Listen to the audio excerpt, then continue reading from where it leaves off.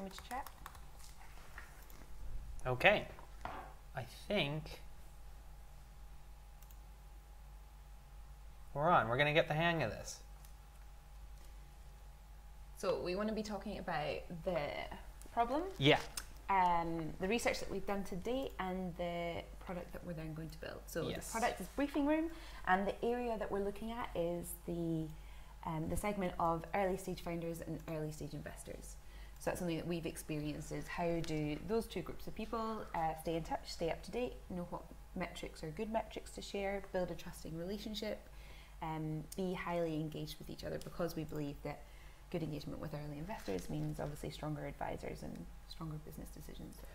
So when you're approaching a problem, because you've done this for Coda and you've done it for a couple of other things, what are some of the pitfalls when people are trying to assess whether or not a problem is actually real or not? Because my worry is that, like, literally this is a problem that I have, because I want to give our shareholders like a really nice experience. Yep. Especially since we have a few shareholders that have lots of different portfolio companies, and obviously their time is quite short, like quite precious, and I want them to be as engaged as possible so that they know that we send regular updates, that we're professional, but also if we have a problem that they kind of have some background of, and we're at a slightly higher point of top of mind so that they can jump in and help. But I say that and I'm like, yeah, this thing will definitely help us. Sure. Or at least it'll help me. And then the worry is, but Gelb, you're really special. Yeah, exactly. And so there's a lot of assumptions that we're making there, right? Yeah. So do other people have the problem? Even if other people have the problem, is it a problem they want to solve? Because actually having a problem and wanting to solve the problem, or paying to solve the problem, are different things. Those are things we want to test. So is it a pain point that people feel deeply enough that they will pay for? I think the direction is something that we're going to have to look at really interestingly. Is it about founders communicating with investors? Is it the opposite way around? Yeah. Which element, which side, which angle of that problem will we end up actually delivering for? And so my initial thinking about how to figure out if that's right would be to say, like, so this is the idea. What do you think? And I know I know it's teeing you up. I know that's wrong, but why is it actually wrong? Well, because we're placing an idea in somebody's head, right? So we're saying, see this thing that you do, this is a way of doing it easier, would you use it? And people tend to agree with you. Yeah. Like, oh yeah, sure, yeah, maybe I'd use it. Would they really? What's really interesting about customer discovery, and what I absolutely love, is that you get to use active listening, right? So you get to understand and just ask people about whatever that area of their life is. So if you're an early stage founder, who are you? What's your business about? What do you find easy about running your business? What do you find difficult? Oh, investors, interesting. Do you have investors? How many investors? You want to really be just inquisitive, interested. You want to reflect the language that the people that are telling you things, you want to reflect their language back to them, so that you're not placing ideas in people's minds, because otherwise we're just fulfilling our own prophecy, and there is no point in building something just for us. So talk about the mom test and how that kind of encapsulates it. Yeah, this has come up a lot in the past few weeks. It's a really, really good book. It's bright yellow, isn't it? So you notice it when it's on people's shelves, but it's such a good starting point. If you're wondering, okay, but how do I go out there and ask questions of my potential customers? And we'll share it on our resources channel on Slack as well, so that you can get access and know what books we're talking about throughout the week. But it's all about how to use open language, open-ended questions when you're researching, doing your customer interviews. And it's over what period of time do you do it, and over what period of time, like when does that end? And I don't think that ever ends, that customer discovery and customer development, because we should always be tweaking, well, what's the next feature set? Is it needed or is it not? And that should always be customer-led. Yeah, so it's about almost like profiling, or pretending like you can profile your customers beforehand, and then creating a question or a set of questions that validates your hypothesis without you having led the person there. Yeah, does it validate your hypothesis? Like, I have a feeling, are you proving that it doesn't? I have a feeling you're going to answer a certain way without telling you that.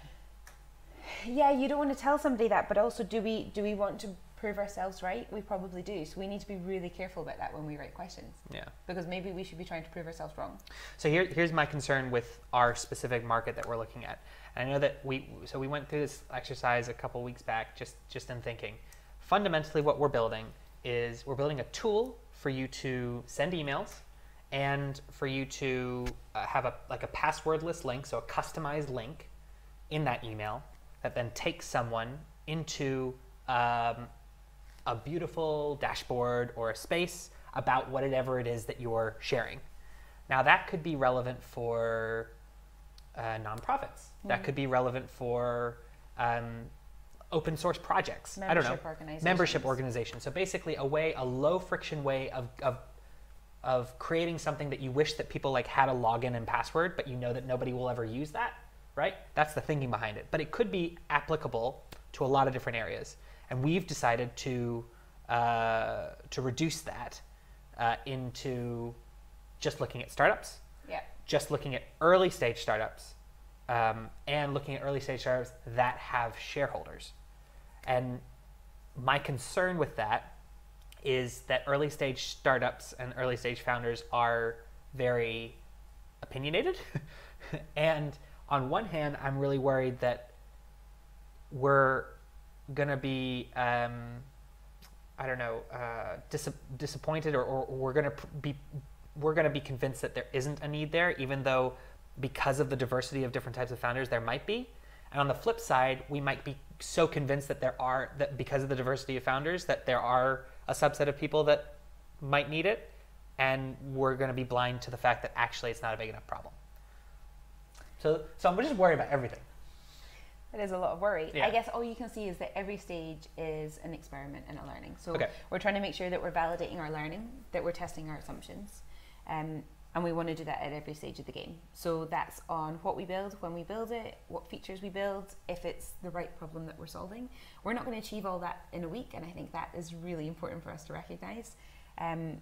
We're going to build something this week and test it, but throughout that process and through engaging with potential customers, we're going to have a way better understanding of who those people are. Now, this is us concertining down into 1 week. I was about to say that's probably one of the reasons. We spend a year just doing initial research for Condabo without even then starting development, which we then continued and really understood those different subsegments once we were building. So this isn't the norm. It's to try and show everything that we do this week is going to be a little bit of what people will spend weeks, months doing. But I think the important thing about customer development is it's not something you do at the beginning and then you stop and then you build. It's something that you continuously do. And then just the last thing before we get into the actual question that we asked is that a lot of people watching might be thinking, you're really doing a lot of work for something that doesn't have a lot of validation yet. Fair. That's true. And we're not saying that we're sticking to like the lean startup principles entirely, partially because, and if you watch our chat on Friday, you can talk about, you can listen to Ben's thinking behind this, but partially because we're not interested in building like an MVP that isn't viable when it comes to revenue. And because we're time boxing it anyway, we're thinking, well, how can we just get as much stuff as we can done so that at the end of the week, either we have something that solves a problem and that we can, make some money from. Great, ideal. Sure. But if we don't make it that far, we'll still have a product that we can then pivot, that we can look at, or we might have to be reframing it, or we might have to have validated that there is no concern, but we've only spent a week on it. Yeah, exactly. So it's more like thinking of this would be one experiment within a startup within a business that you were running, right? Exactly. So this is a 1 week sprint. Yeah. And we are using this particular product to develop that 1 week sprint, but we're going to have the chance, like you say, to pivot, to decide if this is a problem, to test and challenge language market fit. So is the language that we're using really resonating with the segment that we're speaking to? We've already had discussions about, are we interested in solving for this segment, or are we specifically interested in creating a communication tool that really works? And it doesn't matter, like you said, if that's for membership organizations or not. And for us, we're fascinated by those early stage founders, those early stage investors, and part of what we've done already is speaking to a shed load of them. And it's those people that we want to understand and that we want to solve a problem for. So then let's talk about that problem. So talk me through, I will get the thing on the screen, but what was the question that we ended up asking? Why did we ask it like that? So I want to rewind even way beyond that, because I think Yeah, it's completely natural, and it was definitely what we did. But well, we want to ask people all of the questions. Yeah, exactly. Like, we need to know what they have for breakfast and why. But definitely that should be your starting point. And when you're speaking to someone face to face, or you're able to have a call with them, then it should be as free flowing a conversation as possible. But when you're doing this kind of test, this kind of mum test remotely, so you're maybe writing a survey and you're trying to get information that way, you need to understand the user experience part of it, right? How much of your time are you willing to give to help someone else in their research? We're all super busy people. We all have notifications flying at us all day, every day. A lot of people ask a lot of us. So what could we do that was going to have the minimum resistance and the minimum barriers for someone to actually spend their time giving us some useful insight? Yeah. So I think we did the classic and over-engineered, in my opinion, our first round of this, and we will show you the progression. Yeah. We hummed and hawed about what tools to use, what questions to ask, who were we asking those questions of. So we were asking investors and we were asking founders. Would they be different questions? Would they be the same questions? How are they open? How do we give them, and this was a real sticking point for me, how do we give people enough freedom to use and choose their own language, whilst recognizing that people don't read, I don't read, and people don't like to write, like I don't like to write. You want to just click something, you don't want to take the time to actually get your keyboard and type something when you're trying to give somebody an answer. So those are real world, and I think everything that we do this week is going to come back to that. There's definitely the theoretical ideal, and then there's, okay, but what's the just get it done? Yeah, exactly. What's the, I need to get some information about, is this a problem from you? So I think we can talk through the really potentially overcomplicated and very complex, if not beautiful, layout that we initially had and all of the questions. And I would really be interested to hear other people's experience of this, especially that difference between, because I'm much more comfortable in personal customer interview situations where I can sit down and, whether even if that's over Zoom, if I can sit down and have a conversation with somebody and just take the questions where it leads, reflect back to them, than writing a survey and getting people's responses. Okay, so why don't we show you so what we started with? The tool that we used was Landbot.io, and let's show what we initially started with. Okay, so I'm gonna. Which is pretty complex. Put this on the screen. Hopefully everyone can see this. I'm gonna put it up. And looks pretty. Go there. Right. Okay. So first, what was our first one? Was that was that the? Not Unibot. Go up to the top. That was that. That was the most. It was just survey, wasn't it? It was the. Or was it mum customer? Yeah, this was the first one because I don't think we even finished it. So part of the let's get started. Anyway, sorry. Keep going. Part of this was, so definitely a process I go through. I have all the questions. How do you then map that, and how do you then start detailing, but if they answer this and if they answer that? So this was like a simple way for us to show these are the different directions of conversation that they could go, and the different routes that they could answer. What even was this first version? I think this was just the generic. This is just the test. This is just a show. This isn't our stuff. Yeah. So this was like a template for this is how a survey could work. Exactly. Okay. So I think let's go mum customer test was like the first, test. and this was only, I think this was only the founder's side of the decision making tree essentially. Yeah. So we were thinking of both founders and investors, and this. I liked our gift game. This is it. Yeah, our gift game was good. So basically, so just so that you know, I'm gonna load this up. Oh, we should show it in both. Yeah, I'm gonna show the actual link to it. That is available on our Slack as well, and some people tested it for us. Great being able to do the flow. The number of dead ends that you reached because we hadn't tied it back in. Yeah, I know. Yeah. But we abandoned it before we. It went live. Okay, so this is the actual folder. We did a good few tests. Nice. Okay, so you're going to be able to see the flow and how we created it, and can you? How do I? Oh, maybe I need to do it in a.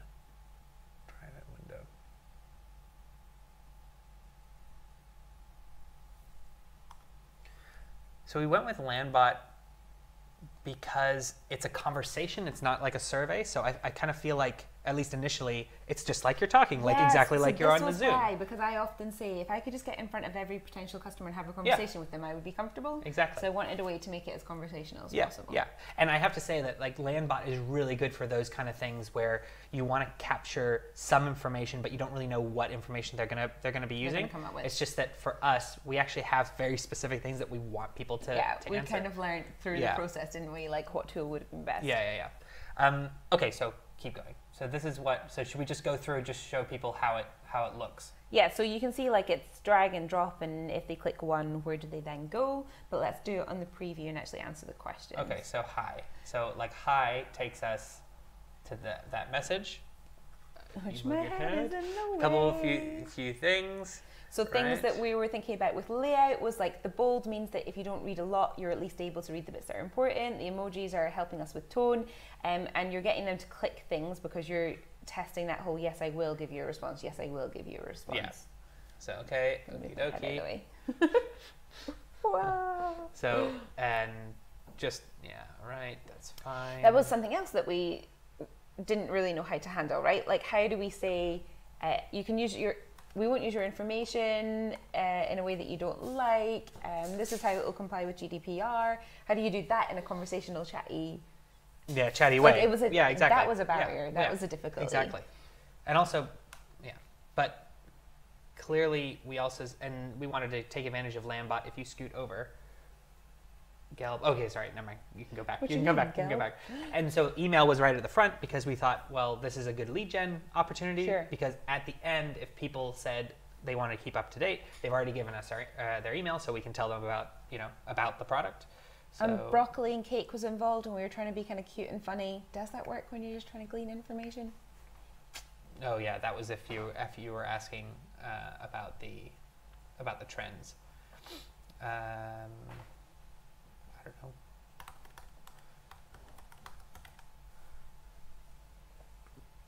So then, we were trying to. We were drilling in deep to Intel, weren't we? Yeah, we were trying to get all this information and then use it a little bit. So and even if they left, at this point, we still got at least some of that information. But I don't think. And then you chose if you're a founder or investor. So this took us to two different decision trees. One if you're a founder, on one set of questions so you can if you're see an investor. Marketplace, deep tech. Where is it? I'm a founder, I'm an investor, so I picked a founder. So it's, if you can see, we can shift over to this one if you want. You can just sit normally. So like for founders, we were asking about like what's the size of your company, because we don't know, who is this for? Is it for people that are between 0 and 10 in terms of company size, or much larger companies? We don't know. And is it going to be about company size? Is it going to be founding round size? Is it going to be date since birth? Yep. Like how would you describe your company? Maybe we'll find that this is only for SaaS companies, or maybe it's only for social networks or deep tech or whatever. And then we asked specific questions like, what SaaS companies does your company pay for? The thinking behind that was, if you are the kind of person that pays for a lot of SaaS things, you're probably not going to be as opposed to paying for us, right? Because there are definitely some people who, I'm bootstrapping my business, I don't have investors, I literally am not paying for anything. This is not the target market. Yeah, exactly. So we need to find out what else are they paying for. Yeah. Can we match it to the same sort of price point? Sure. And then personal productivity products is, again, like maybe you as a founder do like to pay for SaaS products. You might see this actually as not a business tool, but a personal tool to keep you interacting with your founders. So that was the thinking behind that. So I had trouble with this one. Yeah, as in why? No. So when I was having discussions with people, it could have been the way that I was phrasing it, because it wasn't my question. I felt like people didn't understand it. Yeah. So people sometimes were like, oh, you mean things that I personally pay for and the company doesn't pay for? And so I wonder if your separation, it would be useful to describe what you think of as a company-wide, a team, a multi-individuals, many individual people using it, as opposed to just like, you need one DocSend account. We don't need 5 DocSend accounts. Yeah. So I was thinking about it like that. Sorry.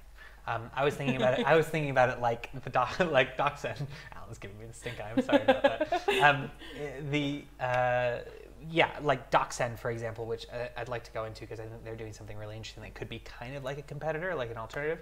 But like a DocSend account is where you can share things. I think it's designed for salespeople, but it's very personal, and the whole team doesn't use it. So I was thinking, oh well, you might consider that as a company thing that you pay for, or a personal thing you pay for, or like, do you pay for Bear? Like I pay for Bear, the note taking, or Evernote. That might be a personal thing that you pay for. But if you are the kind of person that pays for personal things, so if you you're more likely to have less resistance to pay for an individual SaaS product. And I think that is interesting though. Can SaaS products, do they define that way? Do they separate themselves as you've described them, as a personal or a team one?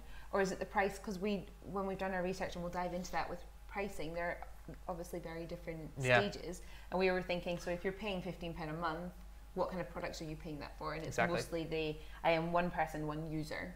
Yeah. And me, the company are paying for it, but it's for me individually to use. Yeah. So then other questions you'd expect: how many shareholders do you have? How often do you update shareholders? Because again, ideally, if you're being true to the mum test, you don't want to put in suggestions. Exactly. Right? So you don't want to say, "Is it weekly?" This is all me. Weekly? This is all me. Is it weekly? Pick weekly. I mean, the order that we put these in, the words that we use, which button looks prettier to them, like.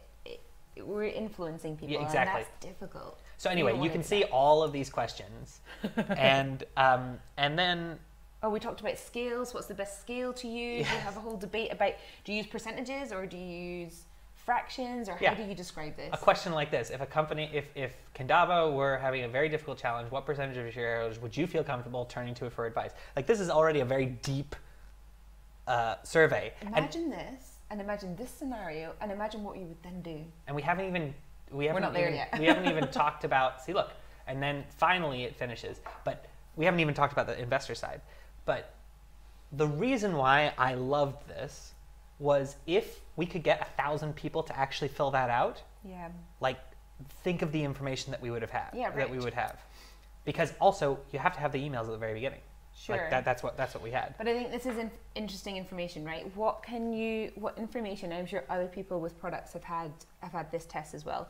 What information do you have to go out there and find through research? Yeah. And what information are you going to glean from people personally giving that to you? Yeah. So actually, how much of this is market research that should be separate from an individual customer test? Yeah, I know. And I think that's where we tried to get all of those things merged together in one. And also, when we were showing this to some people, they were like, I don't want to answer that, or why am I giving you my email right now? Very rational, normal questions. Right, you have to earn an email, which, exactly, of course. Exactly. So we changed it. I mean, that took us quite some time. It did. Let me get the emails. Also, I would love to hear your stories. If anyone else have gone through talking about a pain point, it was what questions to ask, what tools to use, what survey to put up. Like this was a challenge for us. Even communicating between the two of us, like which direction we wanted to go in. Yeah, like, that was I found that a difficult process. So let me get the or email. Are you sure now? I'm gonna say that this is the email that we then shifted to, and that combined that and do we have? I think we have on Landbot. Yeah, we have another version. Buffering. Okay. So this is the Landbot, what the Landbot looked like. And do you agree? Is this right? Is this wrong? How have you gone about it in the past? So this is the server that we figured out. So question number 1, founder. Move your head. What are your top 3 pain points you have when interacting with current shareholders? This is really funny. So we should have just done this. 1 issue, 2 issue, 3. Done. And then at the end saying, if you want to trying to earn it, if you'd like early access to a product and information about our live stream, enter your email below. So we had more success, more people filling in. It was 1 question that they had to answer. How many clicks was that though? 3? 3 clicks. We did have the whole, you have to remember to hold shift and enter for a new line, so some people would only fill one and then it would be done. And you're like, well, we gleaned one piece of information. So it wasn't necessarily the perfect makeup. Yeah. But it was simpler, it was faster. It still looked pretty because I'm all about the emojis and the bold and the people don't read a lot of text. But we also did it in an email first. So like the email that we were sending around to people. So the first port of call was, you don't even have to fill in a survey, like just respond to me with your 3 things, done. So it meant we had to do the legwork of collecting those responses. We had to compile them in one place. But we were trying to make it as simple as possible for people to give us their opinions. Yeah, I'll show you what the email looked like just for interest. So what have we found with this? What does it all mean? So super honestly, listening to investors and founders talk about each other is fascinating. Yeah. So I think we found that everyone's experience is really different for sure.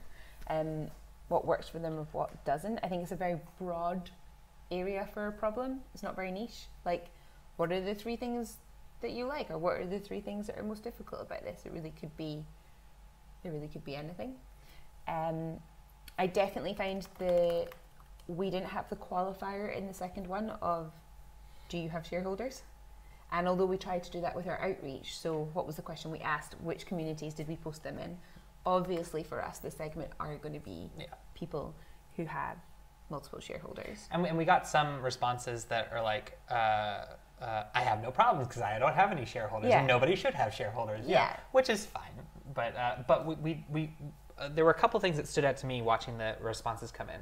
From the investors, a lot of it was about non-regular updates. Infrequent updates, not being willing to talk about the bad stuff that's happening. Not having the same format, so it was really easy for them. And I can definitely, maybe that's just a personality thing, but I can imagine that if I had to look for different information in a different layout each time, not knowing which I was comparing with what, even if it was simple as that box in the top right hand corner is the same piece of information that I'm comparing from last week or last month. Definitely, if that really stood out to me, they're just like, what am I looking at? What is it in relevance to what it was before, or what your aims were? And that willingness to talk about the difficult, the hard points, the things that are going wrong. So that was from the investors' side. Yeah, and then the founders side. So for me, I think what stood out for the founders, it's funny because it's 2 sides of the one problem, isn't it? They were like, well, because we don't know what they want. We don't know what they want to see. We don't know what's too much. We don't know what's too little. I don't know how frequent or how often it should be. So there was a lot of uncertainty. That's what I read from the responses. And I think from the beginning we were thinking that this might be an issue of trust and bandwidth.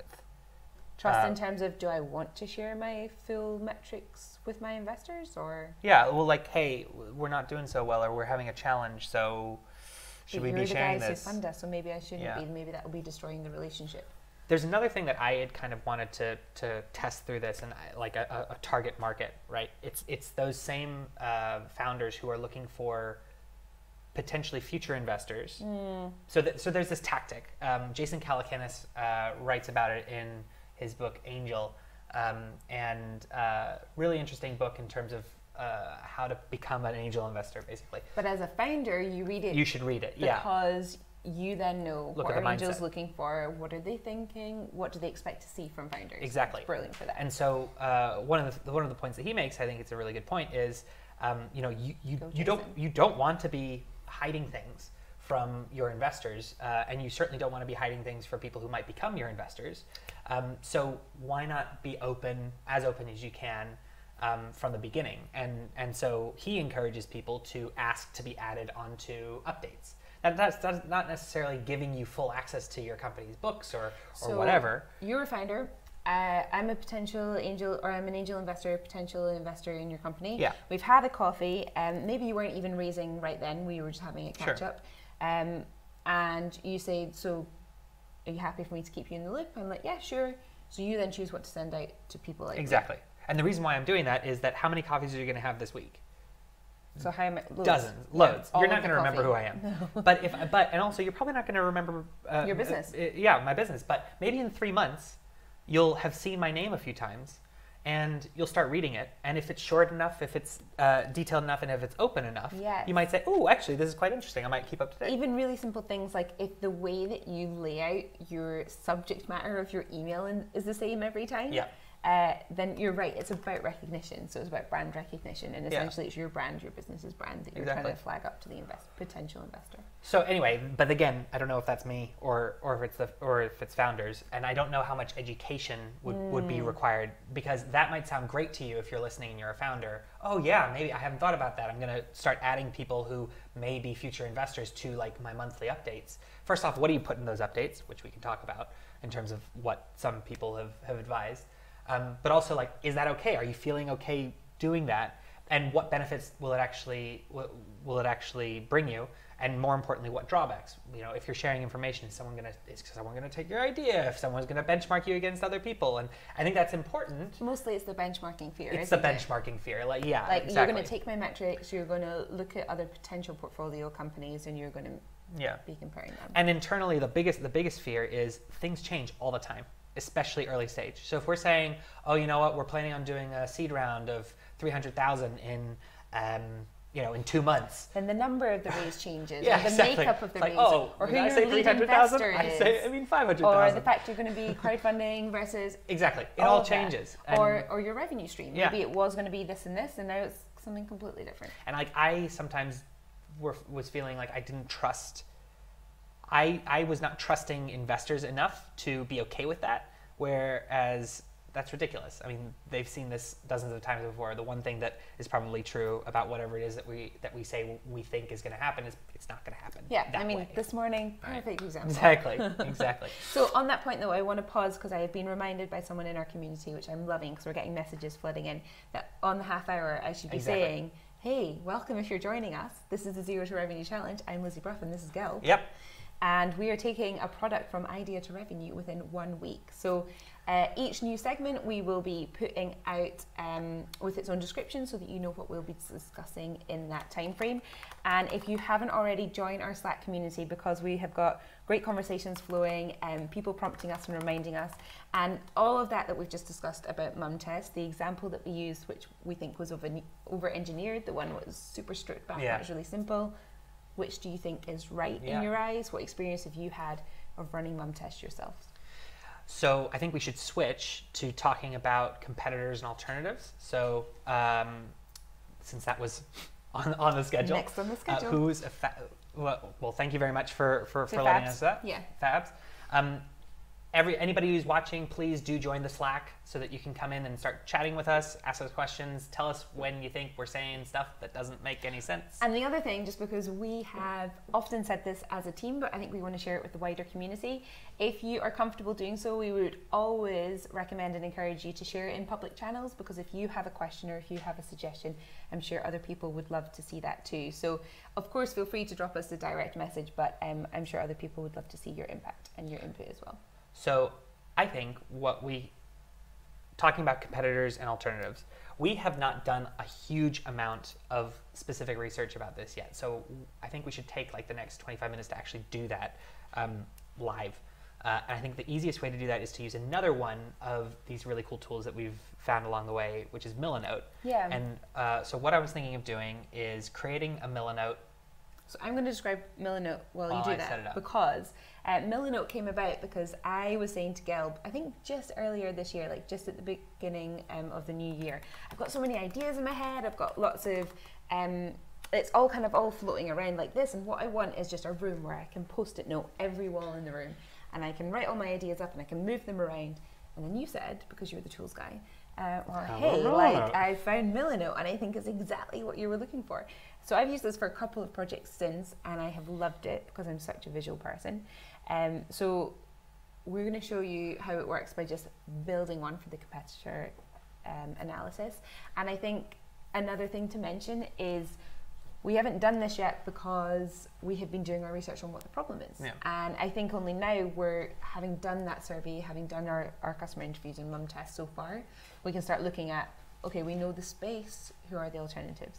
So why don't we, so I've invited you to this, so you should be able to also look at this, and let's just start doing our own research and then adding them on here as notes and as screenshots. I think specifically what would be good is finding either direct competitors or alternatives, having some sort of a screenshot and saying what we like about it and what we don't like about it. Sure. So that also this would be helpful when looking into what we're building. Maybe that there are some ideas that we hadn't thought about, or maybe there are things that are used for different purposes that people are making do with. So if you use something to update your investors or to give them some sort of a portal, and you are a relatively early stage company, so not talking about much larger companies that have full-on share management systems, tell us, what do you use? Just add it into the Slack channel. Yeah, so we have a Slack channel exactly for this. So if you want to either help us with our research by going out and doing some searching yourself, or if you want to tell us what you use, we would love to hear you. In Slack, it's called Alternatives. Yeah. Use the Alternatives channel, pop it in there, and we'll do this quietly. And, working away. And at the top of the hour, we'll see what we've come up with.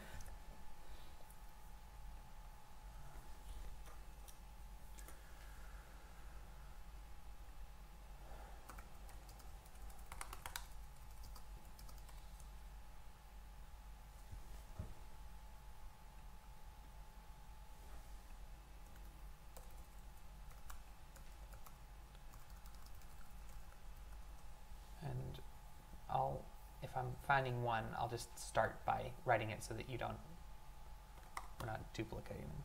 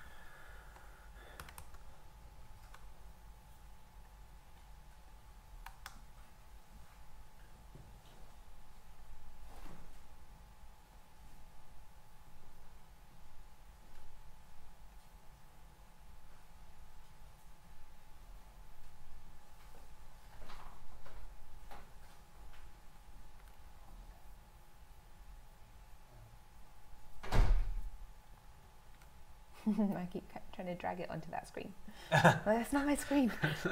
This is my screen.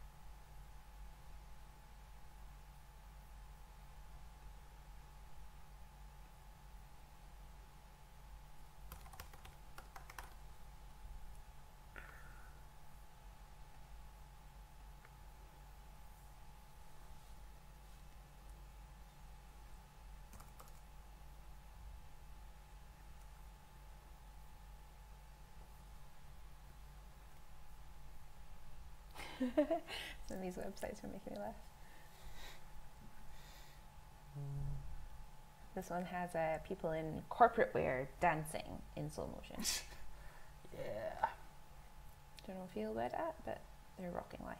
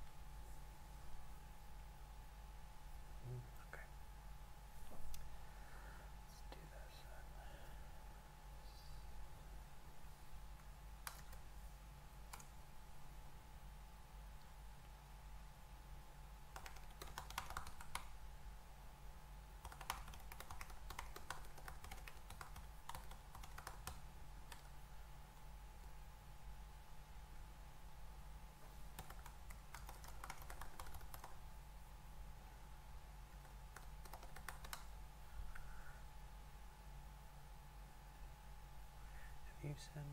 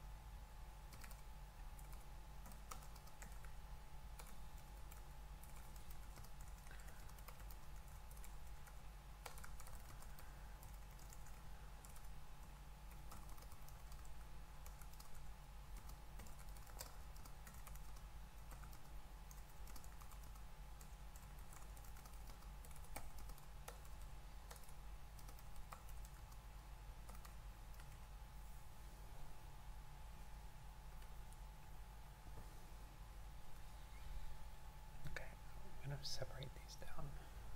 Yeah, spaces.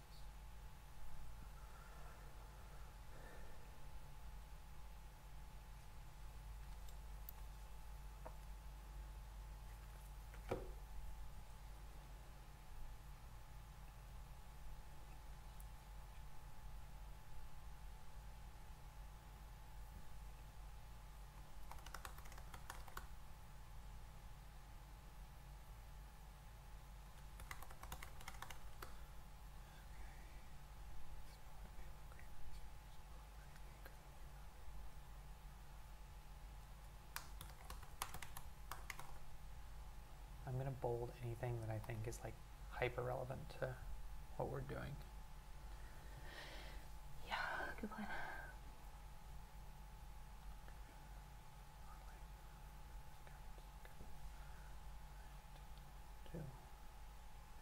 So nice.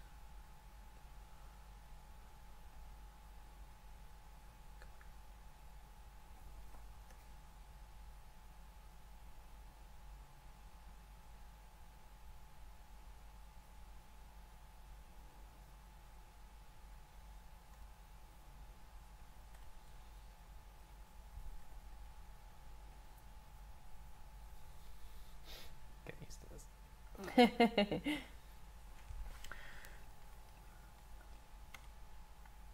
I can do that with the others. Yeah, I just think. What? Oh, it's the screenshots? Mm-hmm. Yeah, that'd be cool. And we can just go through them. Come on now.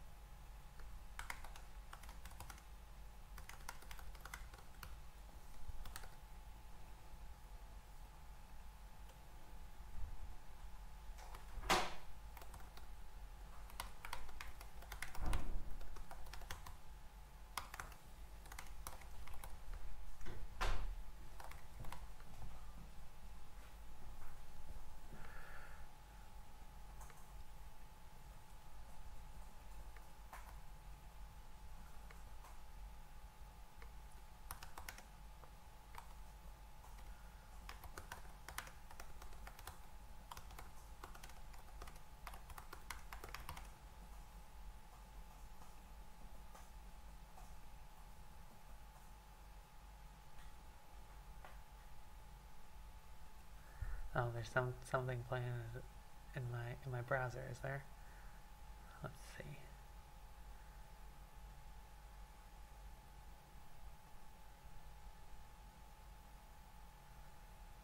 If anybody's listening and you can hear a noise in the background, I promise I'm not doing it on purpose.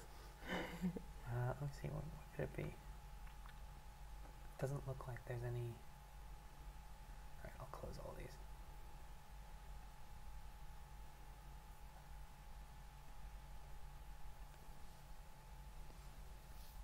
Sorry, Alan, let me see if that fixed it.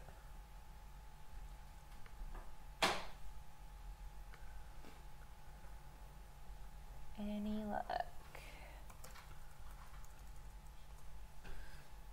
That work? Yeah, cool. Sorry, everyone. Free advertising, whoever else. Yeah. Oh, are you doing Coda? Oh, you did that. Okay. Done. Gust. I'm doing Finder Suite. You're doing. Okay. Okay. I'm just doing the screenshots. Okay, go for it. I've done. New column. Oh, you're using it properly. Yeah. Sorry. It looks good.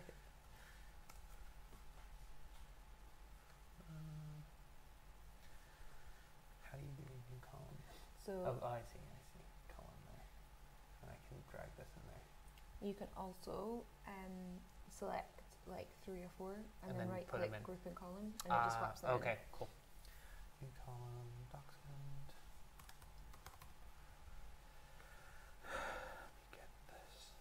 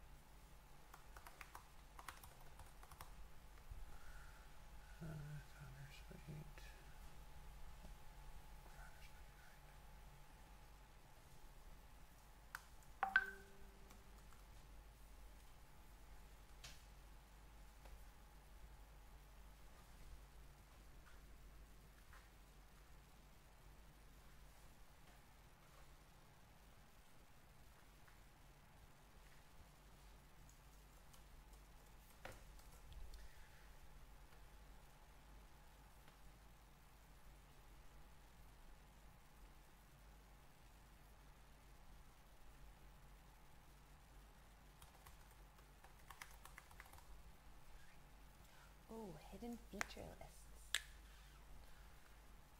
Hidden feature lists? View full feature list. Oh. Great. Showing Yeah. you some. You know what? I'm gonna Pay for these ones. Well, at least if you, I thought you said that they were saying like view hidden features. Or you just will never know. It's like a mystery bag. Yeah. Pay for it, see what you get.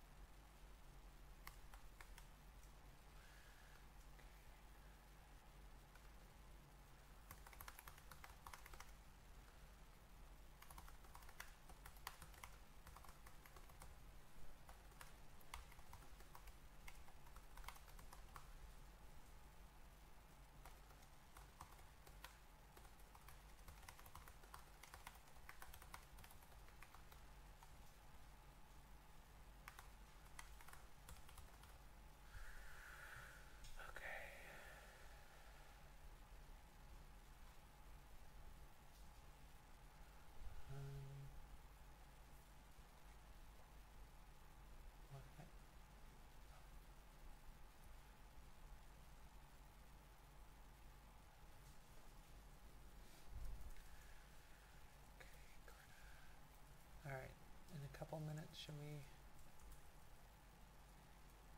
look at?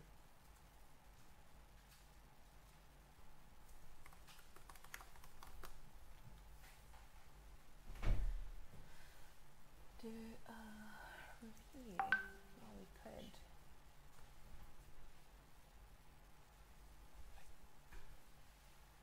So.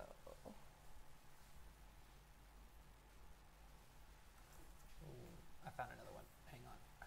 The last minute. Better one.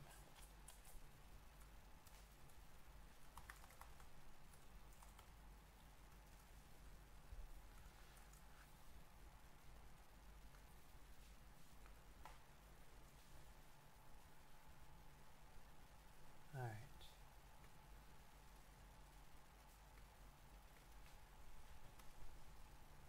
So we've had new teammates come in and join us in this room. So we're just going to say hello and grab us on Slack, and we can make sure we're all up to date.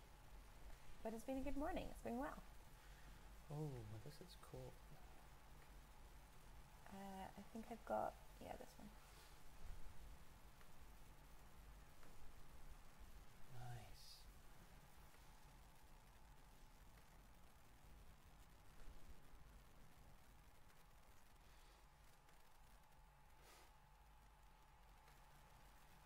Oh, I'm going to take a picture of this one.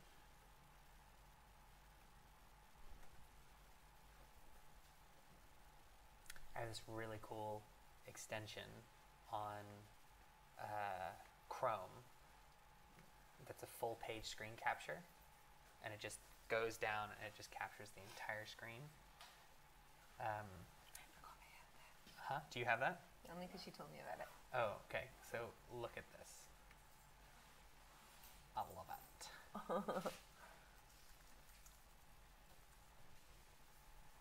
Boom. Should have used that at the beginning. I forgot to use about it too. That's the thing with the tools. You need to know which ones to use at what time to remember. Okay. All right. So what have you found? Do you want to talk through some of the ones that you found? I think it'd be cool to group them and talk about them as Okay. types of ones. So like the DocSend-esque ones and the more portfolio management ones. Yeah, exactly. Because there's basically tools that people are using in a kind of hacking it together way that might completely suffice. Okay. And then there are more. And maybe the closest ones are. All right. So should we do that now? Yeah.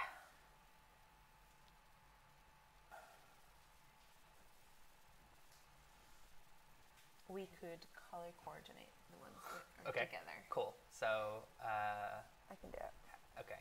Hacky ones or sales tools. Yeah, like sales tools that are used for sending to DocSend and groups of attach. people. Yeah.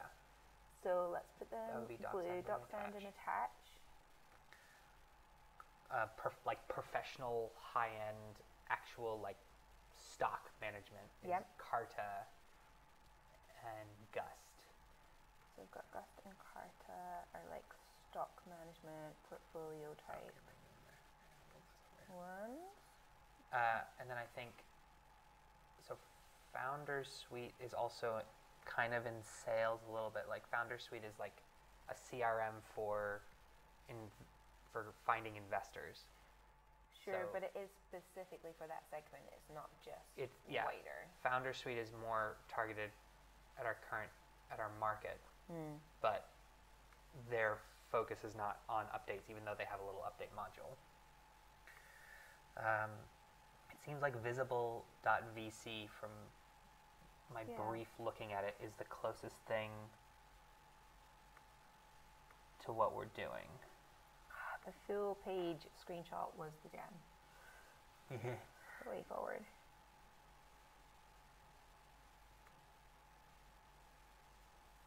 Yeah, so this is like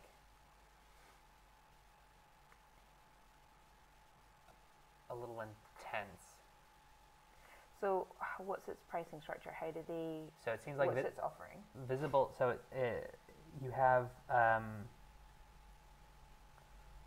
there seems to be kind of like what we're thinking. There's a thing for founders and there's a thing for investors. Updates your investors want. So it's like a beautiful investor update with metrics. You can also add in a whole bunch of data. So like it syncs with your, like, whether it's Sheets or Xero or Stripe. You can create charts and visualizations within it, which is pretty cool. So is it partially solving the kind of how do I get my metrics out there issue, and partially solving that it looks like a mess? Yeah, I mean the way that they look is beautiful. Here, I'll show up the thing. So, That's good. So updates your investors want. So they're definitely showing. They're highlighting the nice looking of it, the ease of getting your data in. So that was a problem that we were hearing, that people were like, I don't know what data to put in. I don't want to have to keep copying things around. Yeah, so they're constantly taking data from one tool that they're using to another, and they're trying to input them all. Yeah.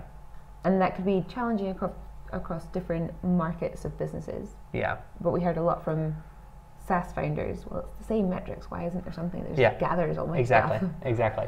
So investors engaged, so look, that's exactly what we want to do. Who's reading your updates, how often? Draft an update for you. Lists, that's definitely what we're looking for.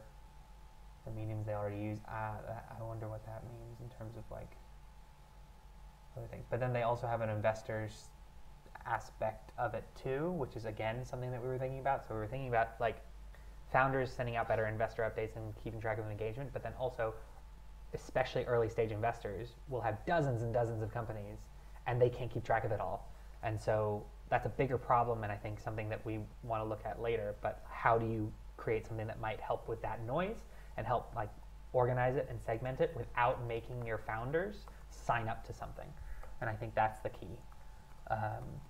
Portfolio insights and reporting. I wonder, founder first, company updates reporting. So it seems like if this is for you requesting updates from your portfolio company, so interesting. So they're like requiring, I wonder if this is if your company uses this, or if you have multiple companies use this or not. Interesting. Okay, cool. So I think this is actually the most relevant in terms of like what could Briefing Room look like in a few years, or in a few months, right? I guess it could look like this. Their pricing though doesn't look to me like it's designed for early stage founders. So putting a slight pause on it just quickly, because we need to get in the habit of doing this. It is just gone top of the 10 hour. o'clock. So we want to do a quick welcome to everyone who's joined us. We are Lizzie and Gelb from the Zero to Revenue Challenge. We're taking a product from idea to revenue in 1 week. And we've just been asked by our Slack community, can you give me a wee reminder of what the product is that we're developing? So we've just been looking at the moment at competitors. We know that we're looking at a problem within the early stage investors and early stage founders space. And the problem we're trying to solve is how to easily update those investors if you're an early stage founder. So the product, will be called Briefing Room, and we're yet to decide what kind of features and what that will look like. Yeah, exactly. So a good prompt for a recap. Yep. So thank you very much from the community for doing that for us, and do keep prompting us. So, and what we've just been doing is we've been looking up competitors and alternatives. So what are people using to try and solve the problem as it is right now? We found this visible.vc. This seems to be the closest direct thing, although it looks like it's designed for a bit farther along companies. Like, do you say that because of the pricing? So you're thinking, well, they've probably raised a bigger round, they have more shareholders, so the pain point is higher, and they're able to pay for a solution to that. I guess so. I mean, like, I think that's the assumption. That's the assumption. I mean, it is a high price point. Maybe founders are willing to pay for that, but I'm kind of thinking, you know, if the starting plan, if the starting plan is $99 a month, but actually $125 if you're paying it monthly, sure, and then you're up to $200 a month. I imagine that you're doing that because you have like a lot of shareholders. Maybe you have like VCs that you're working with, and they need like more structured reporting. But again, these are just assumptions. And the fact that they even have an enterprise plan means, well, maybe they're looking to design, and their example companies that they have. Do they have a blog? I want to know who their target market is. Founders Forward blog up at the top there. Look. So if you see like Allbirds is not an early stage startup. So I kind of feel like they're positioning themselves. Find a way to get Allbirds in there. Of course. Well, it's like you planted it. But see, look, like my portfolio. Look at what they're talking about. Allbirds, Drift, InVision, Slack, themselves, much right? Bigger companies. Yeah, much bigger companies. And maybe they're just trying to showcase that from a vision perspective. Or maybe that's where the market is. Yeah, exactly. So, but I guess I'm interested in why isn't there a product for those that are just before this? And then maybe the answer is because the need isn't great the enough. need isn't great enough. But I feel like this is the closest thing that we have right now. Cool. Okay. So one thing that we wanted to do is try and look at business model canvas. I like their blog. They're using the same. So there's this Yeah. there's this like open, I don't know, Really like when we see them everywhere illustration library, and so they're using it. I don't know. Wait, let me get it on the screen. We shout out to the designer who introduced us to that, exactly. Mena, because they are Mena, yeah. beautiful. Yeah. So they're these little these little people, right? And you see them everywhere. Once you know that it's like an open library, you start to see them everywhere. But anyone can use them. But it's funny. Okay, so business model canvas time. Yeah, time is flying by. Let's hop on to that. So let's keep using Missinglettr for it. I think it'll be a good layout. Do they have a template for this already? I think they do. Oh, actually, do I?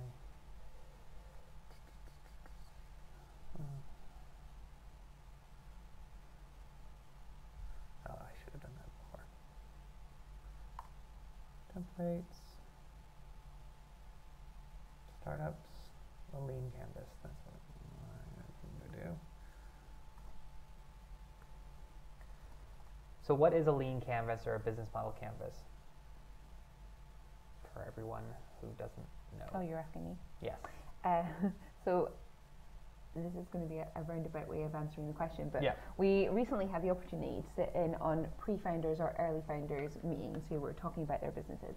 And what came up a couple of times from some people, and it can be tempting, is to create a business plan. A business. Did you know I was going to say that? 30 pages. A business plan. Exactly, a 30-page business plan. And people from different backgrounds tend to think that that's the way to go. But I guess because a startup, if you're trying to create and add value and you don't necessarily know what the value is that you're going to bring yet, the whole point in startup is iterating to discover that. Then actually, the moment that you write a 30-page business plan, it should be and will be out of date. So lean canvas is, the aim is to be able to essentially on the back of an envelope, how would you just be noting the key things that would be the key metrics, the things that would move the needle on moving you towards finding that value proposition. Yeah, kind of like if you want to be able to just articulate what it is that you're doing, also from just a thought exercise for yourself. Lean canvas, business model canvas, there are a few of these that if it's on a piece of paper, the idea is to get it all on a piece of paper. So we have a digital piece of paper right here, and let's check it out. So their Missinglettr's example is a new printed flooring company, right? So you have these different blocks, right? You have problem, solution, key metrics, unique value proposition, your unfair advantage, your customer segments, your channels, your path to your customers, the cost structure, your fixed and variable costs, revenue streams, and that is it. And so we don't know the answers to all of these right now.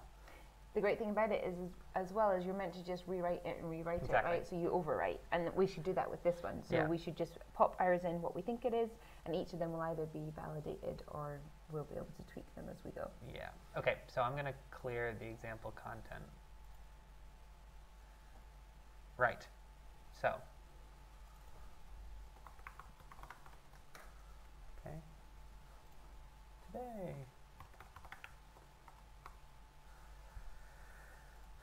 Do you want to try and tackle one of these things? Give me a sec. Or we can just talk through it. Yeah, sure. Happy to talk through it.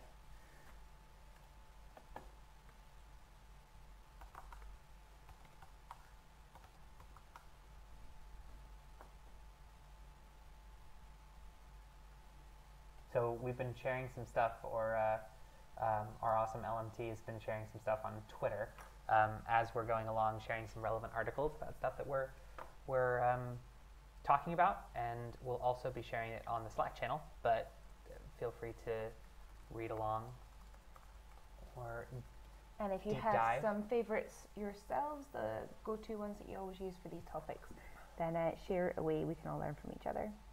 If you post anything on resources, we're also going to be assembling a resource library at the end of this, so we'll be sharing all that kind of stuff, so it won't be lost. Right, Lean Canvas. So, since we've been talking about customers this morning, should we start with the problem? Yeah. Always start with problem, right?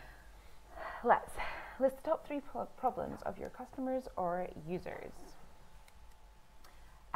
So number 1, I'm an early stage founder, and I find it arduous to update my investors. It's difficult, it's messy, it's time consuming. It's unclear. Email updates are hard, and when we say hard, we mean like it's unclear, there's not a good definition of success, and you're also worried. Don't know what the expectations are, I have a fear about it. Are hard, okay. This isn't something that we can necessarily tackle, but something that has come out of the customer interviews is there's, for some people, you know how we all show our emotions like also visibly. You ask people about doing customer updates, and it's stressful, I don't like it. Yeah. So there's a dislike for the task. Yeah. Because you just want to be getting on running your business. Exactly. You don't want to be updating someone about your business that you're running. Yeah.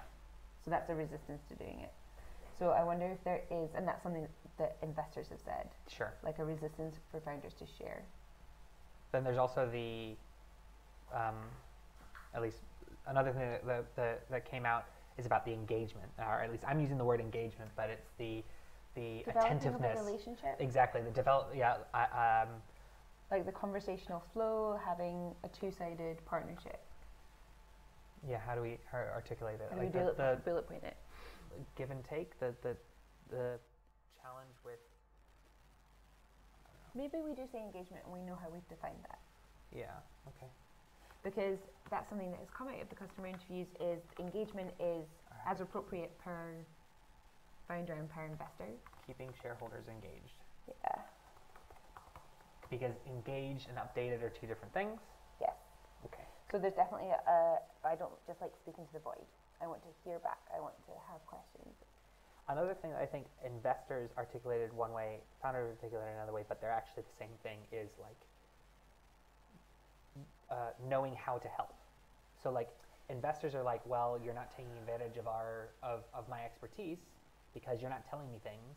And founders are saying, Don't know what I can ask for. I don't, yeah, exactly. And also I don't know if you're willing to give the time to do that. If I ask, will it be offensive to you? Yeah, or will exactly. it be okay? Yeah. Like, so awareness of someone's bandwidth or capability or something like that to help. I don't know how to articulate kind that. of like a red flag, green flag in an office. You know, you're like, yeah, you can disturb me today, or no, you can't. Like not knowing. Willingness to. Like I'm super terrified when I email a shareholder that I'm putting them out, and I'm sure that they're reading that and being like, of course I can help, but I'm worried that I'm putting them out. Or if you just ask, I'll tell you if I can or I can't. Exactly. Yeah. Yeah. So like fear of imposing upon somebody or putting them out. But this is all from a founder's point of view. Not knowing the bandwidth. I don't know if bandwidth's the right word then. Imposing, she said.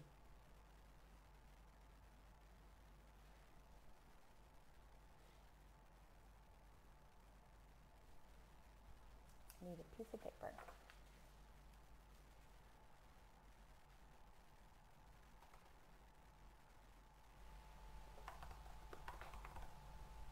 I think we could maybe this is just engagement, because then we're talking about founders and investors. this could be email updates are hard.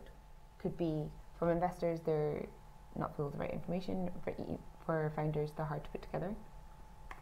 So then they're from both sides of the market that we're looking at. And this is then the third one is asking for help or knowing how to help. And that's the two sides of the coin for investors and founders. Yeah. Okay. Okay. I think that's decent.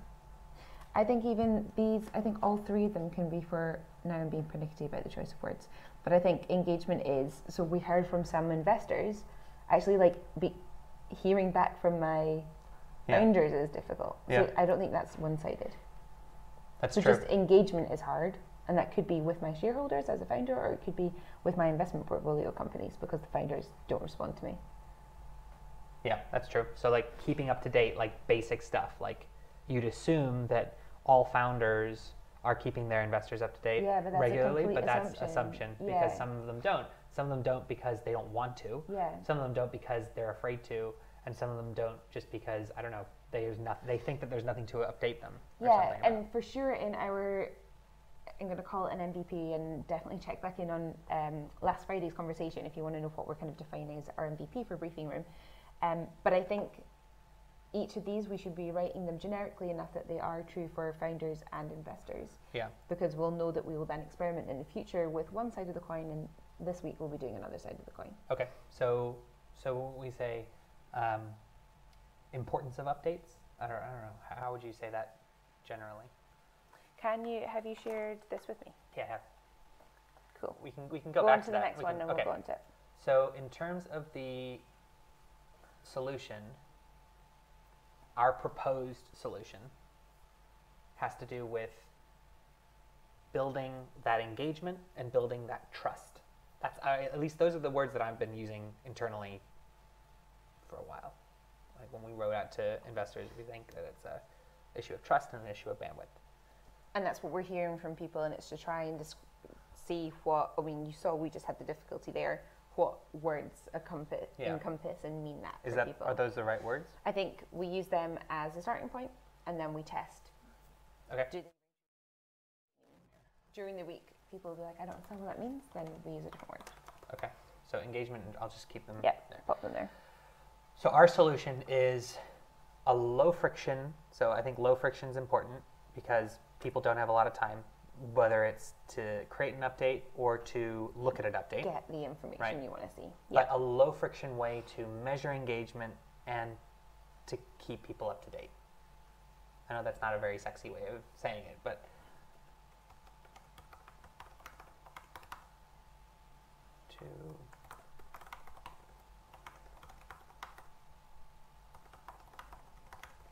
so like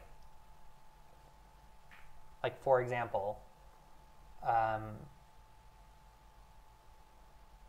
creating something that then all of your investors need to create an account to log into, and they need a username and password, isn't going to work because they don't have the time. So that's too much friction. Investors, exactly. And if each of their portfolio companies are using a different system, that's a pain. Also, I think for founders, if they're using a really complex thing to create an email update, well, why not use MailChimp then? Like you want something that's super. There are solutions out there. So I don't think actually our email update system is going to be particularly fancy.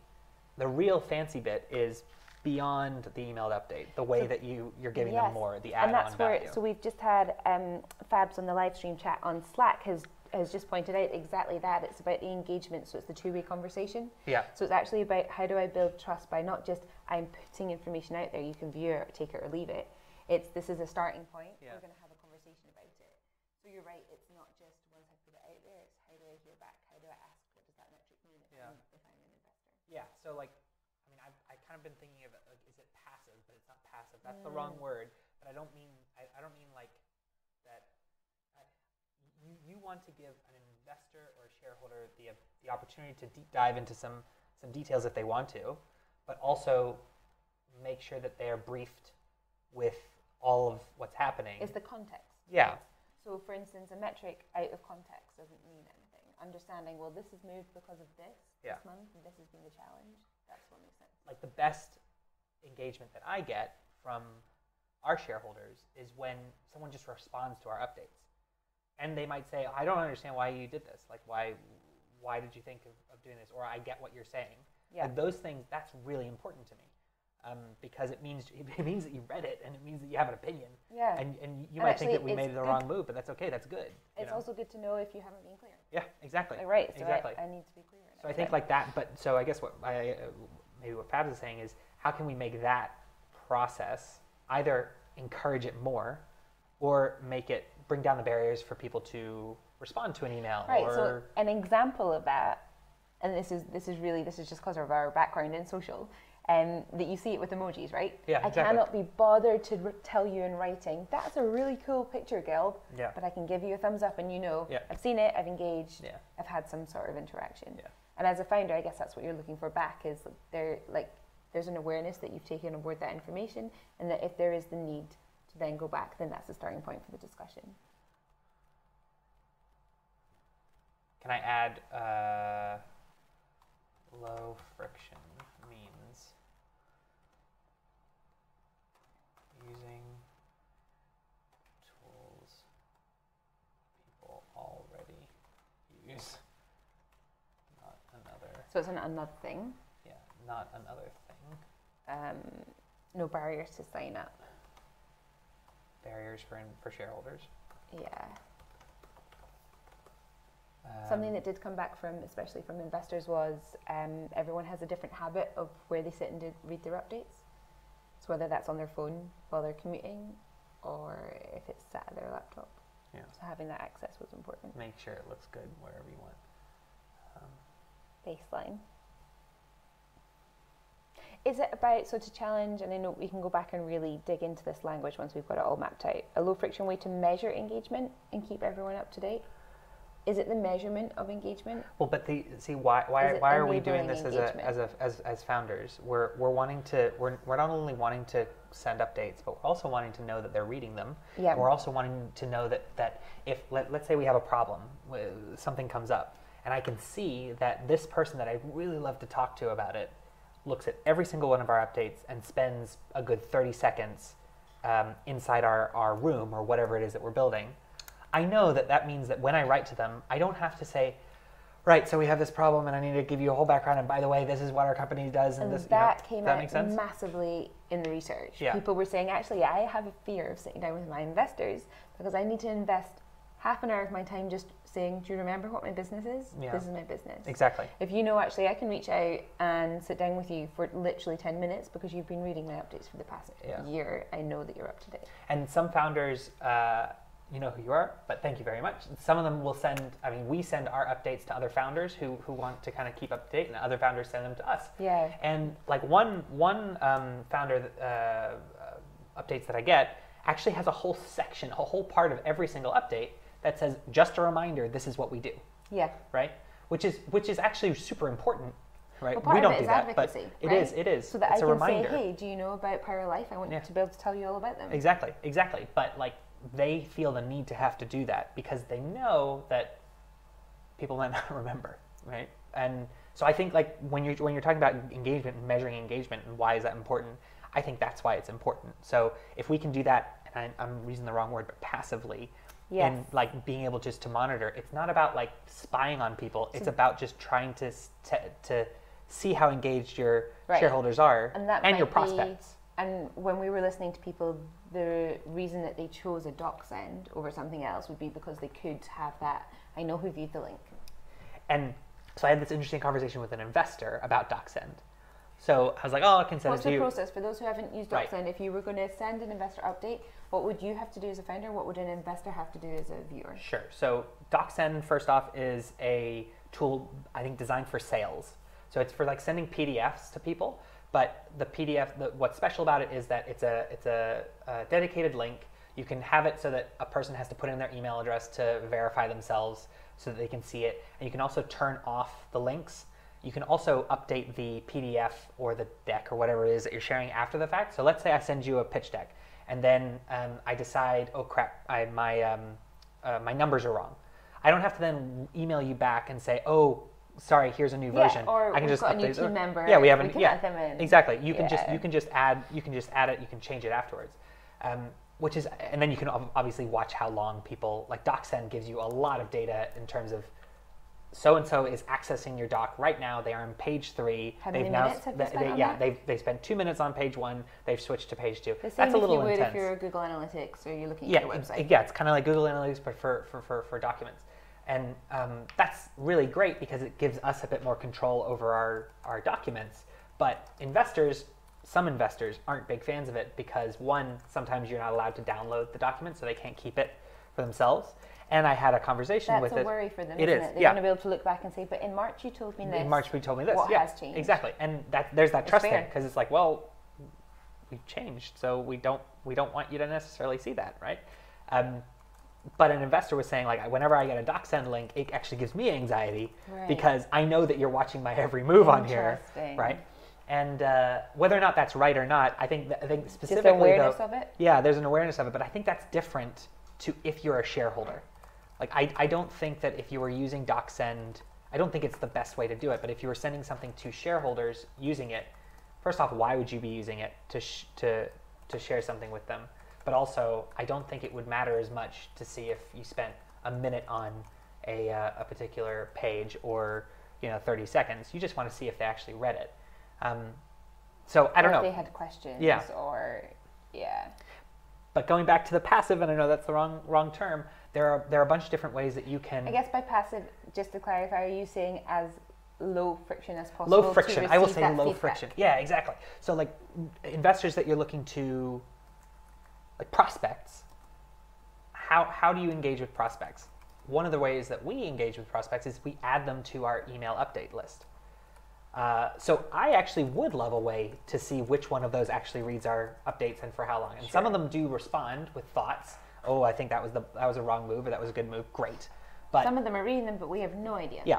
Whereas if you're thinking, let's just use investor updates as a way of prospecting or a way of keeping prospects warm, that's a low friction way because you're not creating more work, you're not creating more content, you're not like surrounding them with noise, unnecessary noise. You're doing stuff that actually is interesting and valuable, but it's allowing them to be kept up to date in a way that showcases your honest progress instead of sending them a deck every month. But that's something that I think we're going to have to explore is where is the line for people, because I honestly heard in a lot of the research a lot of blame from founders, blame from founders, investors don't do this, investors don't do that, but then similarly from investors, founders, we hate it, they don't do this and this. And like anything, it's, well, let's sit down and have a conversation. Yeah, and that's interesting, like in terms of this might not be product, but this is add value content that we can bring, and I think that's an important part of Briefing Room is, can we have conversations about this? Can we have blogs going out about this is how to say, what are your expectations, Mrs. Investor? How would you like to interact with me as a founder? Because how many people actually know what good looks like to their investors? And I think that's why there's a mismatch in expectations. That's definitely what I heard from people. And investors don't want to let you down. And I think that's another thing, that like you're fighting with people's bandwidth, you're fighting with people's schedules. But fundamentally, if they don't really have time to help you, it's great if they feel comfortable and honest enough to say that. And if you know that, then you've not got the frustration. That's great. Understand that that's where the line is. And for some investors, that's actually all you are going to want. Yeah. You're going to want that investment from them. Exactly. And you're not going to want their input. They might not be add value investors. Yeah, but I find that especially when talking with investors that aren't shareholders, they don't want to disappoint you. They don't want to say no because they want to maintain their relationship. That doesn't help you as a founder, though. Like literally just tell me if you can help me out here or not. So I think there's a large part of that came out of the discussions was, I think we all do it, we naturally tend towards it as humans, not giving direct feedback. Yeah, exactly. Like instead of saying I didn't have time to read it, oh yeah, I think it was fine. You're like, well, what about it was fine? Exactly. I think if you're getting that continuous low friction feedback loop, then that's going to help you knowing, well, actually I can steer this way or steer that way instead of it being months in between and not knowing if you're on the right track. So I'm just adding a couple of other things for in our solution, what our solution has to have. I think a no account needed for shareholders. Got ya. You were saying works on multiple devices. Yeah, across devices. No downloads. Actionable insights for founders. Does it matter that you spent 2 minutes on this picture? Maybe, maybe not. I don't know. And yeah, those are experiments that we have to run. That's brilliant. What kind of information is useful and actionable? As always, right? We can too much data. Like, what's the right data? Yeah. So the unique value proposition. So we haven't done a huge amount of research into competitors, but we can start. Yep. We can start talking about this, and then know that we can remove it or change it. Single, clear, compelling message that states why you're different and important. I haven't seen any of the targeted competitors. Like the ones that I think are most relevant for us are something like DocSend and something like Visible or Founders Suite, just because it's an alternative or it's a competitor. So essentially, say Visible as an example. It's the offering of Visible, which we can articulate, priced at and with the tools that are relevant for an earlier stage. Yeah. So, but in terms of what's unique about us, and I don't know about Visible yet, but we won't require any account. So the passwordless element of it. So no account needed for your investors. Yeah. Right? Okay.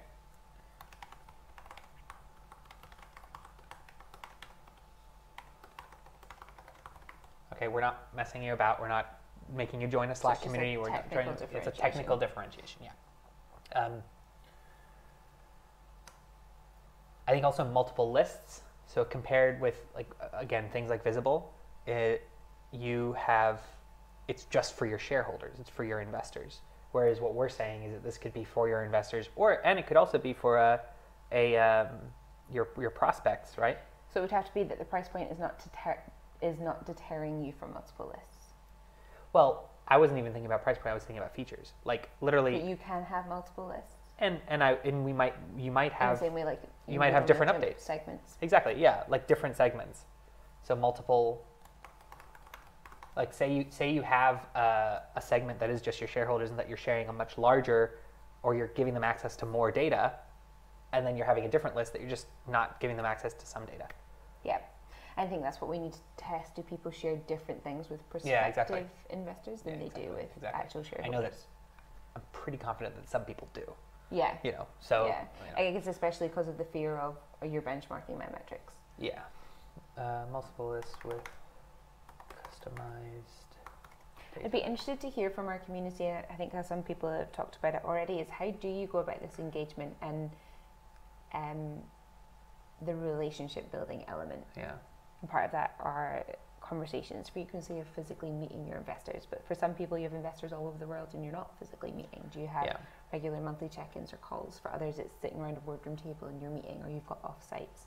This is going to be a part of that, and I think we should understand the full spectrum of this is a piece of technology that would fit and hopefully help solve a problem within part of that wider ecosystem of this is how I increase engagement with my investors. Yeah. Unique value proposition. We don't need tons. I know, exactly. All right, well, let's think about moving more. On. Unfair advantage. You do that others can't buy our copy. Well, to be honest, we don't know yet.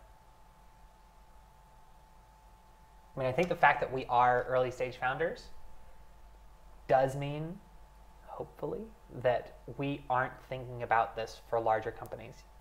We haven't gone through that process, to be honest. We haven't had to flip the company into a Delaware corp, and we have fewer than 50 shareholders, and we aren't operating in secondary markets or anything like that. And I feel like I would hope that some of the temptation is if you start going down a rabbit hole, you start to build products for more and more complicated as in you feel like companies. This initial market isn't big enough. I'm going to create bigger and bigger and bigger. Yeah, but maybe I'm just lying to myself though. Rationalizing. Potentially. I think what's going to be really interesting is a part of this could be how many of those competitors have a community, and Briefing Room could have a community of early stage founders who are actually directly telling us what the problem is. And deciding what features are needed and voting on what features, saying what's in or what's out. Already we're helping people who've got that. Okay. That steer. All right, we'll leave that for a second.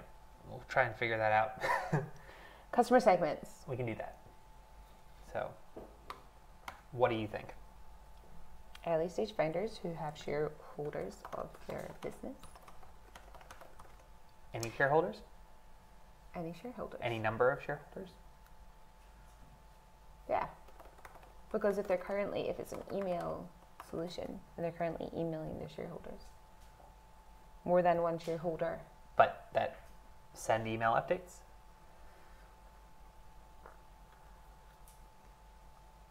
Yeah. Who have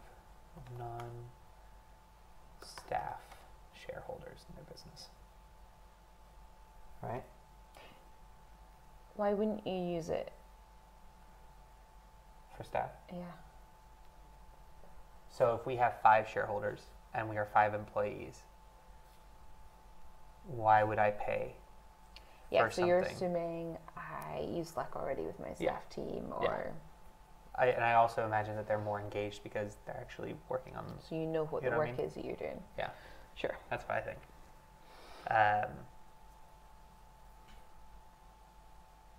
So what this is saying is, like, it's not for people with just the idea. It's also not... Let's just say who it's not for. Just according to this.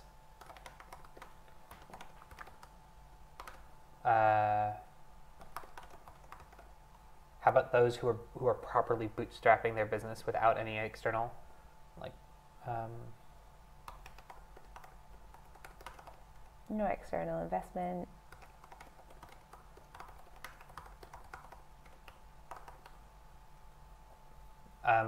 Also size, probably you're talking about under a certain amount of,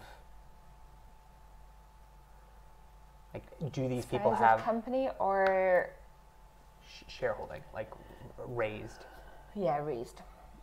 If you've raised, you know, maybe we should talk with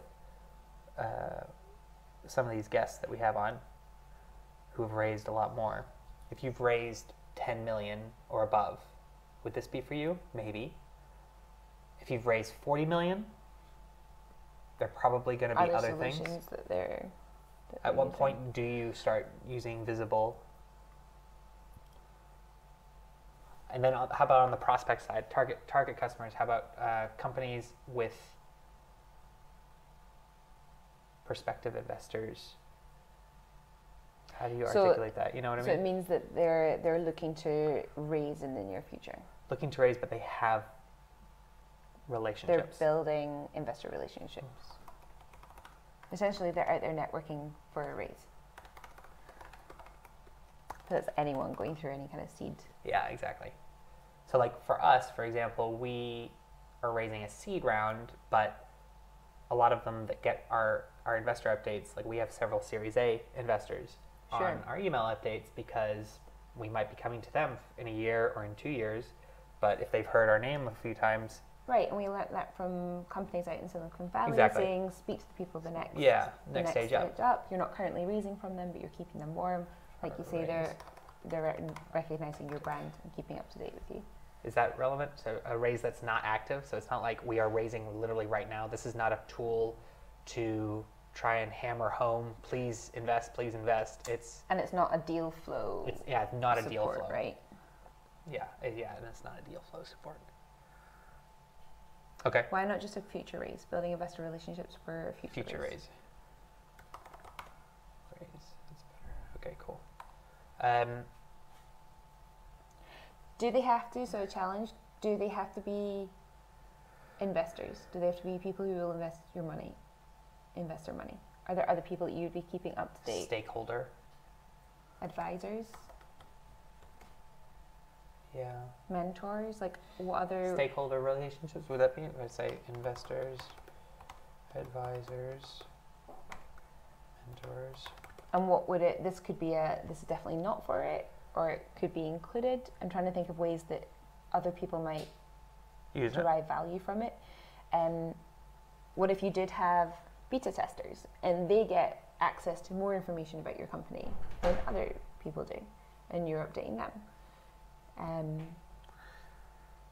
Is that too broad though? Like, why would beta testers be interested in how many, what our stickiness is? So I guess what I'm saying is who it's not for though. Oh, okay. Is we're saying that our segment isn't in the same way at Condaba. We say that people might use it for a friendship group, but we're designing it for families, so the feature set is for families. Sure. In what ways might other people? You already said, like if you're a cooperative or.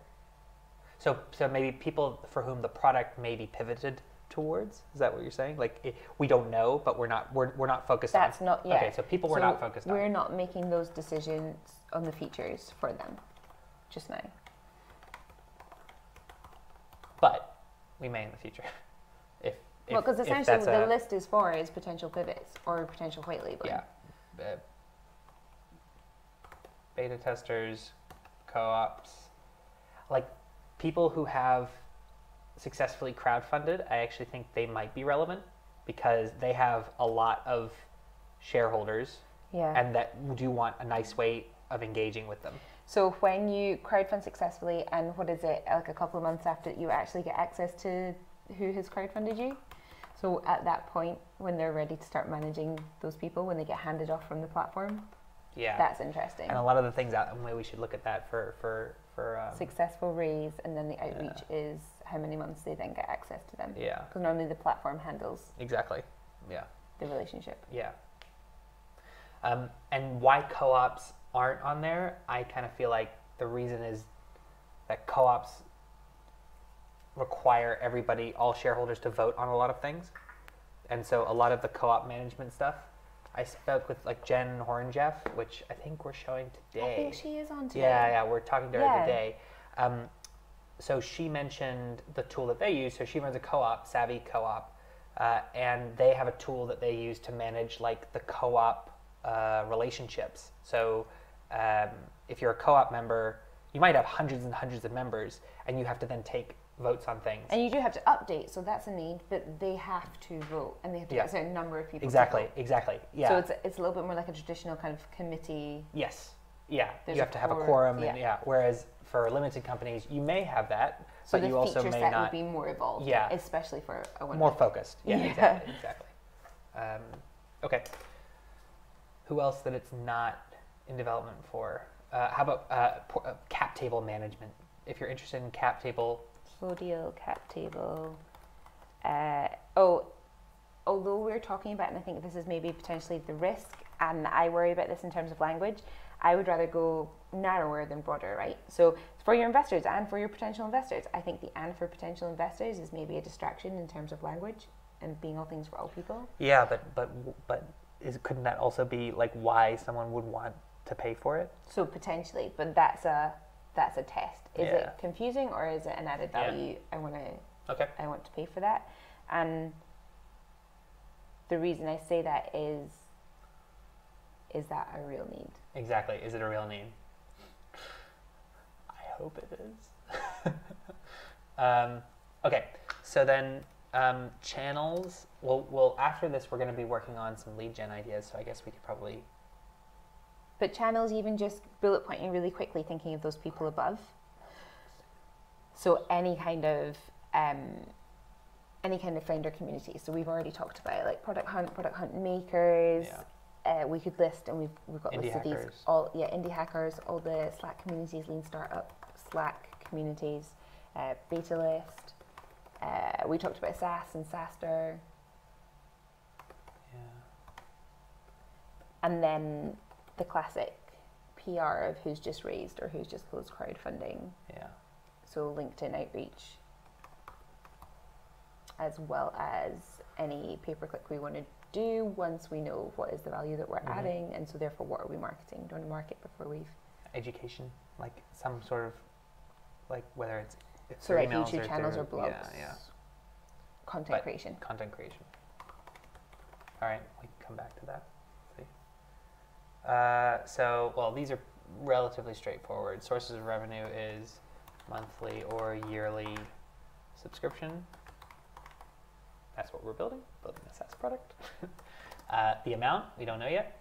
Fixed and variable costs, we have obviously servers.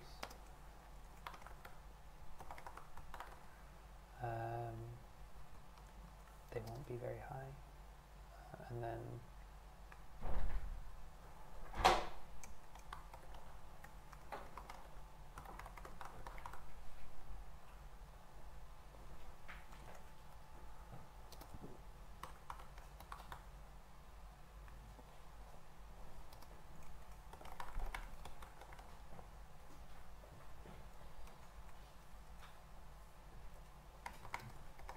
we'll fill that in later. The numbers that demonstrate success, key metrics that demonstrate success, we kind of... So monthly recurring revenue. Yeah. And then we'll want to look at our conversion rates at each bit. There's funnels. Yeah. Retention, which we can kind of go into a little later. So because we'll want to explore what's the trial going to look like? Yeah. What's the activation from? Okay. Should we take 15-minute break and then come back at the top of the hour to start? Yeah, I think we could lead gen. Could do with some water top up. Alrighty, so we're gonna pause. We're gonna pause this. We're gonna turn the stream off for about 15 minutes. Come back at 11 o'clock, and we're gonna be talking about lead gen and the ideas that we generate some ideas. Generate some ideas and brainstorm. Yeah. Cool. All right. See you then. See you in 15.